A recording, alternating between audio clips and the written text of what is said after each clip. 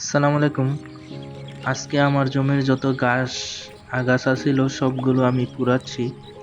কারণ এগুলো আমি পুড়িয়ে ছাই করব এবং ছাই করে জমিতে ছিটিয়ে দিব, যা পরবর্তীতে সারের মতো কাজ করবে।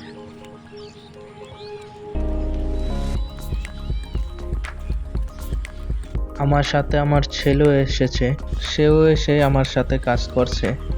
আমাদের এই জমিটি 15 শতক, আর এই জমিতে ভাবছি আমি বেগুন চাষ করব। আর বেগুন চাষ করতে হলে যত আগাছা আছে সবকিছু ভালো করে পরিষ্কার করতে হবে। তাই আমি সবকিছু ভালো করে পরিষ্কার করলাম।